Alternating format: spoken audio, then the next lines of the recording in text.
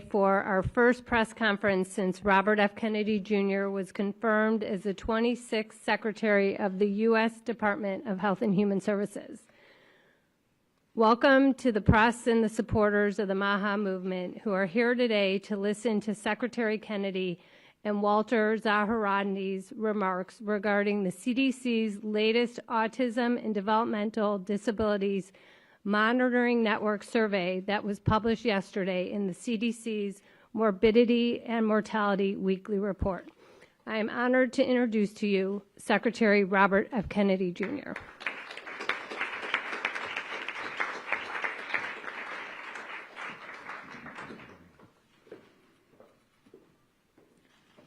I'm going to go over some of the key numbers from the ADDM report.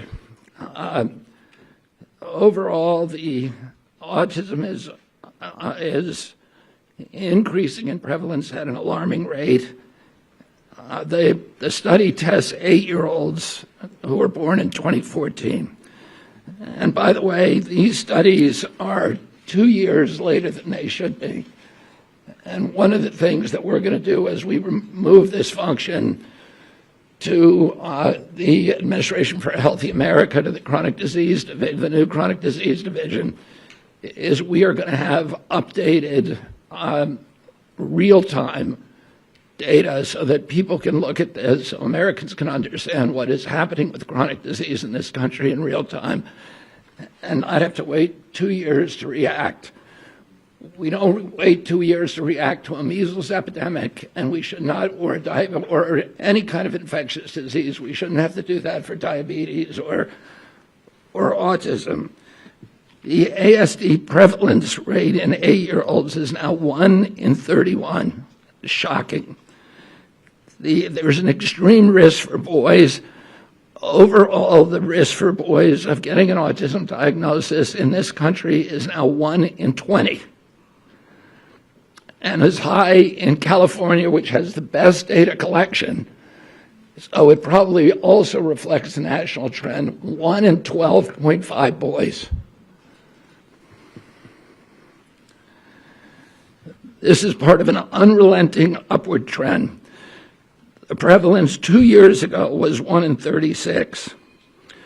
Since the first ADDM report in 1990, which was 1992 births, autism has increased by a factor of 4.8. That's 480%, I believe. The first ADDM survey was 22 years ago, when prevalence was 1 in 150 children. In all the core states, the trend is consistently upward, and most cases now are severe. So about 25% of the kids who are diagnosed with autism are nonverbal, non-toilet trained, and have other stereotypical features, head banging, tactile and light sensitivities, stimming, toe walking, etc. One of the things that I think that we need to move away from today is this ideology that the autism diagnosis, that the autism prevalence increases, the relentless increases, are simply artifacts of better diagnoses, better recognition, or changing diagnostic criteria. If you look at Table 3 of the ADDM report, it's clear that the rates are real, that they are increasing in the last 10 years, which is the beginning with the first one. Year by year, there is a steady, relentless increase. I want to, because this epidemic denial has become a feature in the mainstream media, and it's based on an industry canard. And obviously, there are people who don't want us to look at environmental exposures. And so I want to just read you some of the little excerpts from some of the older studies.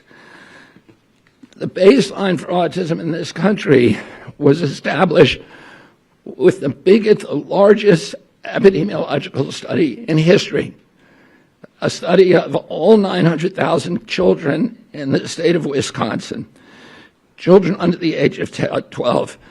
They found 0.7 children had autism in every 10,000. That's less than 1 in 10,000.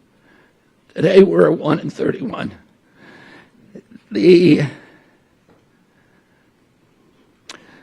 That study also confirmed the 4-to-1 male to female ratio. There were at that time just over 60 children in Wisconsin with autism. And today it's around 20,000. In 1987, there was another exhaustive study, a peer-reviewed study in North Dakota, set out to count every child in the state with a pervasive developmental disorder, including autism. That study meticulously combed through every record, every diagnosis, and he even conducted in-person assessments of the entire population of 180,000 children under 18. The autism rate they found was 3.3 per 10,000, so that's in line with the 1 in 10,000 that was found in Wisconsin 17 years earlier. For context, today the last number of 1 in 36 is 83 times higher. In 1987, out of every 1 million kids, 330 were diagnosed with autism. Today, there are 27,777 for every million. If you accept the epidemic deniers' narrative, you have to believe that researchers in North Dakota missed 98.8% of the children with autism. That thousands of profoundly disabled children were somehow invisible to doctors, teachers, parents, and even their own study. The same researchers who followed the original cohort for 12 years to double-check their number, they went back in 2000 and found that they had missed exactly one child. So doctors and therapists in the past were not stupid. They weren't missing all these cases. The epidemic is real.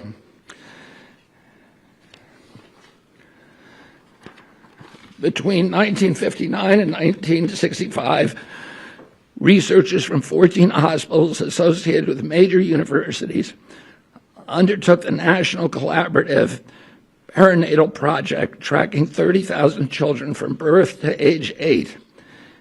This was no half-baked survey-based analysis. The study conducted 9 separate screenings covering neurology, psychology, speech, language, hearing, and visual function. Every developmental quirk, anomaly, and disorder was logged with painstaking detail. Autism, a condition characterized by profound impairments in social communication and behavior, would have stood out like a neon sign. There were 14 cases. That's 4.7 per 10,000.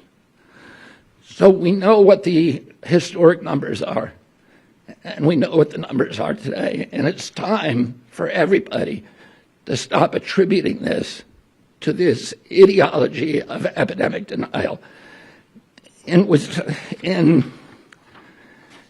2009, the California State Legislature charged the Mind Institute at UC Davis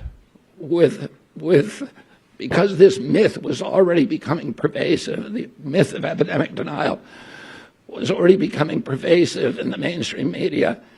The California legislature directed the Mind Institute at UC Davis to answer the question. And Irva Hertz-Pichotto is a highly esteemed, revered scientist, neurology, and epidemiologist, came back with a definitive answer: the epidemic is real. only a very, very small portion of it can be changed to can be charged to better recognition or better diagnostic criteria. I want to say a couple of other things. There are many, many other studies that affirm this, and instead of listening to this canard of epidemic denial, all you have to do is start reading a little science, because the answer is very clear. And this is catastrophic for our country. There's a recent study by Blaxell et al. And a team of other researchers that said that the cost of treating autism in this country by 2035, so within 10 years, will be $1 trillion a year. This is added to already astronomical healthcare costs. And then there's an individual injury. These are kids this is a preventable disease. We know it's an environmental exposure. It has to be. Genes do not cause epidemics. They can provide a vulnerability. You need an environmental toxin. And Irva Hertz-Pachoda pointed out that because of this mythology, that the amount of money and resources put into studying genetic causes, which is a dead end, has been historically 10 to 20 times the amount spent by NIH and other agencies to study environmental factors, to study exposures, to study external factors, and that's where we're going to find the answer. This is an individual tragedy as well. Autism destroys families. More importantly, it destroys our greatest resource, which are our children. These are children who should not be suffering like this. These are kids who, many of them were fully functional and regressed because of some environmental exposure into autism when they're 2 years old. And these are kids who will never pay taxes. They'll never hold a job. They'll never play baseball. They'll never write a poem. They'll never go out on a date. Many of them will never use a toilet unassisted. And we have to recognize we are doing this to our children, and we need to put an end to it. And I think I'm going to have Walter Zaharodny, who is the most senior researcher for this project for ADDM, and who's been doing this for many years, to come up and say a little.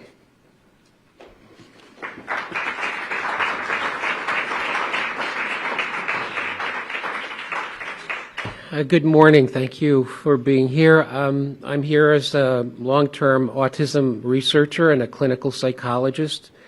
I get to wear two hats, one with patients and families, trying to help them get to a diagnosis and to interventions and treatments, but also for the last 20-plus years as the director of the New Jersey Autism Study, which is a CDC-sponsored autism surveillance system. We've monitored autism in New Jersey in concert with the Centers for Disease Control and Prevention since 2000. When we began our endeavor with CDC, we expected to do maybe 2 or 3 baseline studies to establish how many children have autism, because it was not expected that autism prevalence would increase.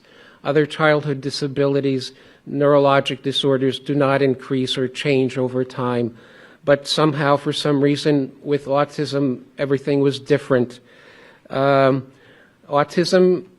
went from being a very unusual, rare disability, which affected, as the secretary said, 1 child in maybe 10,000, to being known in every community, every school district, every center that cares for children with disabilities. Autism is real. It's a true disability. It's not a personality quirky issue. Everything has changed for the individual with autism, and while there's a wide range of expression, it does change the family, and it does inevitably change the community and the society in which we find it. Autism prevalence has increased very dramatically. It's increased in New Jersey, where we have excellent resources and access to services, and it's increased in all the states in the network. It's increased not only by the CDC, ATOM network, active surveillance activities, but it's increased according to federal IDEA statistics and information from multitude of surveys. It is a true increase. There is better awareness of autism, but better awareness of autism cannot be driving disability like autism to increase by 300% in 20 years. That's what we saw in New Jersey. That's what the CDC report of yesterday indicates. And that's what, in my opinion, future reports from epidemiologists will show. The data provided in yesterday's report strongly suggests that not only is this a high point of autism prevalence, but in the future, rates can only be higher. Autism deserves to be treated as a real public health phenomenon, and I would say is an urgent public health crisis. It's not just that we're more astute or perceptive. It's not like 2 or 3 children out of for every one with autism has remained invisible. Autism is striking, and the consequences are lifelong. So I would urge everyone to consider the likelihood that autism, whether you call it an epidemic, a tsunami, or a surge of autism, is a real thing that we don't understand, and it must be triggered or caused by environmental or risk factors. We need to address this question seriously because, in my opinion, for the last 20 years we've collected data but not made real progress in understanding what causes autism or how to effectively prevent it or treat it effectively. So I urge you to read the report very carefully. I urge you to do something that nobody does and go into the many supplemental tables and see that autism is a true phenomenon and that we need a correct perception, not a perception that allows us to just provide services without understanding the root causes or the true factors at play. So thank you for your attention. I wish we could answer questions. I think we can. Let me just say one other thing. I referred to a number of studies. There are many, many, many others in the scientific literature that absolutely explode this mythology that this is, that the autism epidemic is not real. If you read the literature, it is absolutely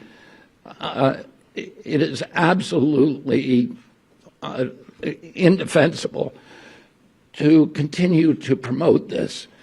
But it doesn't take you to read the literature. It just takes a little common sense. If the epidemic is an artifact, a better diagnostic criteria or better recognition, then why are we not seeing it in older people? Why is this only happening in young people? I asked Walter before we came out here, I said, have you ever seen anybody our age? I'm 71 years old with full-blown autism, head banging, nonverbal, non-toilet trained, stimming, toe walking, these other stereotypical features. Where are these people walking around the mall? You can't find them. They're not in homes. There are no homes for them. There are no institutions for them. Why are we seeing them on the street? Anybody can look around and see that this is a canard. And then you have to ask yourself, why is it so pervasive? Why has it been thrown up against us for so many years? And clearly there are industries. This is coming from an environmental toxin. And somebody made a profit by putting that environmental toxin into our air, our water, our medicines, our food. And it's to their benefit to say, to normalize it, to say, this is all normal, it's always been here. But that's not good for our country, and it's not good for the press to not be more inquisitive, to not be more skeptical. And within 3 weeks, and probably we're hoping in 2 weeks, we're going to announce a series of new studies to identify precisely what the environmental toxins are that are causing it. This has not been done before. And we're going to do it in a thorough and comprehensive way, and we're going to get back to with an answer to the American people very, very quickly. Secretary Kennedy. Great, thank you. Yeah, go ahead. Secretary Kennedy, I was not diagnosed with autism in 1984 when I initially did it. It took me 5 years to get diagnosed later. You also talk about the fact that the numbers increase with Black and Latino people, but your own study says these findings may indicate that improvements in ASD awareness, identification, and access to services and communities among Black and Latino, Hispanic, and API children have improved. Do you think that? Are you denying that in the past Black, Latino, and AAPI people had not been diagnosed? They've been diagnosed with behavioral disorders. They've been disciplined. They've been incarcerated, and now they're finally getting the services that they need. Oh yeah, and there are small slivers of the autism epidemic, maybe 10% to 25% according to the studies. Highest studies are around 25%. That can be attributed to better recognition and better diagnosis. That means 85% are still, or 75% to 80% are part of an epidemic, and that's too many. And that is what we need to redress. Walter, do you have something you'd like to add?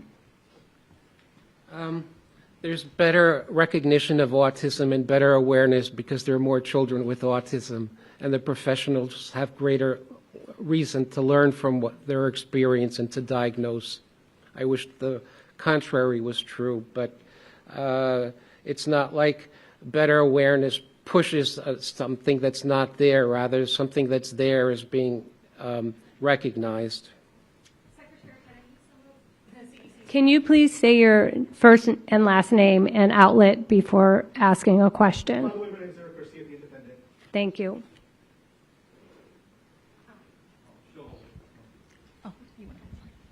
Secretary Kennedy, Amanda Seitz with the Associated Press. Some of the CDC's own research has concluded that there's a genetic link at play with autism. Are you saying today that you don't trust that research or that it was wrong? Could you expand a little bit more on that? No, there is. We have really good genetic markers now, and they provide a vulnerability.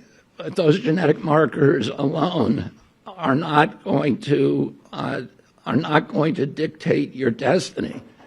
You need an environmental toxin.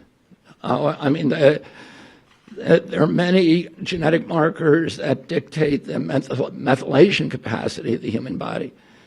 Those contribute to, those dictate, listen, with many people smoke cigarettes, and only 1 in 5 died from lung cancer.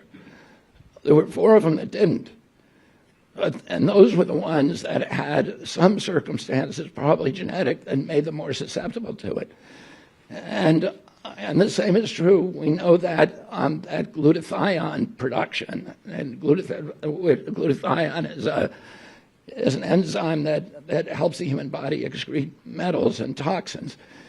People with low glutathione production are more vulnerable. People with the MTHFR gene, which dictates methylation, are more vulnerable.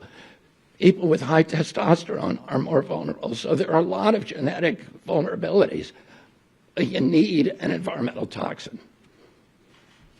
Alex at Fox. Alex. Hi, Alex Hoff, Fox News. In seeking out an environmental toxin, do you feel that if one or several are detected or put on your radar, do you think it would be the same one causing issues at both ends of the spectrum? Children who struggle with, let's say, sensory issues, all the way to those who are fully care dependent, unable to speak. Would it be the same catalyst in all of those varying conditions, you think? Well, those are the kind of studies we're going to do. And you're right, there's a spectrum of injuries, and we don't know. There are studies that, that look at maternal activation so that, something happens in the womb. There are studies that look at other genetic causes. The issue that we know is genes don't cause epidemics. You need an environmental toxin. And we're going to look at all the potential culprits. We're going to look at mold. We're going to look at food additives. We're going to look at pesticides. We're going to look at air and water and medicines. So, we're going to look at ultrasound because there's a timeline that, something happened. In fact, Congress said to EPA, ordered EPA to tell us what year the autism epidemic began. The EPA scientists came back and said it happened in 1989. Oh, you have to find a toxin that became ubiquitous around that time period. And that affected every demographic from Cubans in Key Biscayne to Inuit in Alaska. And that affects boys at a 4-to-1 ratio as girls. There's a limited universe of those, but actually it's quite large. And, Hertz-Pichota was the one who suggested that, one of the things we have to look at is ultrasound. I don't think that that's probably a factor, but it's one of the exposures that became ubiquitous during that period. And we're going to look at all of them agnostically. We're going to find the potential exposures that increased during that time period. And then we're going to we're going to see if there is a link to this injury. Thank you. Nathan at Epic Times. I'm sorry. Can I please go? No, Nathan. Nathan. Yes, Nathan Worcester with Epic Times. During that same time period of increasing autism prevalence or diagnoses, there's also been a significant increase in maternal and paternal age. Couldn't that be a significant contributor With what? beyond maternal and paternal age? Yeah, we're going to look at all of that. We're going to look at obesity in the parents. We're going to look at the age of the parents. We're going to look at diabetes in the parents. We're going to look at all of these potential exposures. And because of AI and because of the digitalization of health records and the mass of health records that are now available to us, we can do this much more quickly than has ever been done in the past. Cheyenne. This is our last question. Thank you. Do you still pledge to have answers by September, or is that going to be the beginning of this process? And are you open to following the science regardless of whether it confirms some of your expectations or not? Yeah, I mean, we're gonna follow the science no matter what it says, and we will have some of the answers by September. It's going to be an evolving process. We're going to involve, we're going to issue grants the way that it's always done to university researchers and others. We're going to remove the taboo. People will know they can research and they can follow the science no matter what it says without any kind of fear that they're going to be censored, that they're going to be gaslighted, that they're going to be silenced, they're going to be defunded, delicensed, and we're going to give them permission to do this research. And then we're going to open it up to the research community, and we're going to task them with certain outcomes, and we're going to have them come and bid on how to do the research. This is all being run by Jay Bhattacharya and I think Martin Koldorf may be also working on this on designing the grant proposals. So it's going to be done by credible scientists, by the most credible scientists from all over the world, and we're going to do it very, very quickly.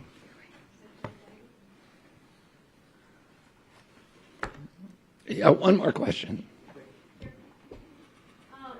Once you identify... You identify yourself. Oh, sorry, I'm not that business for your healthcare.